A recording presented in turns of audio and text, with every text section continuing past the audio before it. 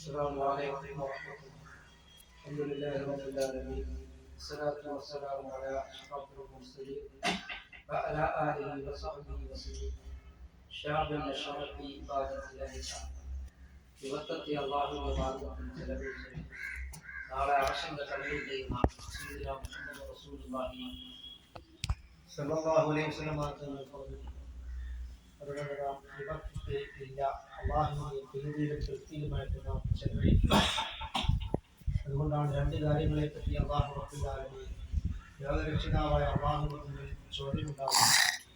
ഇവകൾ എന്തിനു വേണ്ടി ചെലവഴിച്ചു?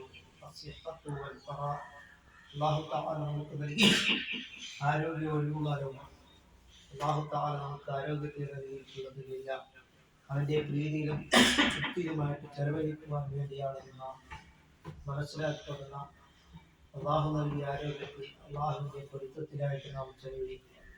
അതിമോശമായ രീതിയിൽ ചെലവഴിക്കുവാൻ വേണ്ടിയല്ല.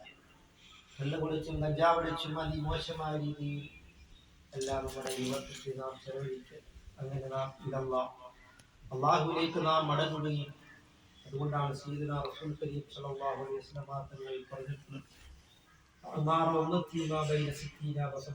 എന്റെ ഉമ്മത്തിന്റെ ആവറേജ് പ്രായം വെറും 60-ന്റെയും 70-ന്റെയും തുച്ഛമായ പ്രായം മാത്രമേ ഉള്ളൂ എന്നാണ് സയ്യിദുനാ റസൂൽ കരീം സ്വല്ലല്ലാഹു അലൈഹി വസല്ലം തങ്ങൾ പറഞ്ഞത്. ഈ തുച്ഛമായ പ്രായത്തിലുള്ളതാണ് നാം നമസ്കരിക്കുന്നത്, നോമ്പെടുക്കുന്നത്, ദാനധർമ്മങ്ങൾ, മറ്റ് സൽക്കർമ്മങ്ങളെല്ലാം ചെയ്യുന്നത്. നാം മനസ്സിലാക്കുന്നത് അള്ളാഹുലേക്ക് നാം മടങ്ങും. അള്ളാഹുവിന്റെ പൊരുത്തത്തിലും ദാക്ഷ്യമായിട്ട് ജീവിക്കുവാനുള്ള മഹാസൗഭാഗ്യം അള്ളാഹു തആല നമുക്ക് നൽകുകയും ചെയ്യുമാറാകട്ടെ.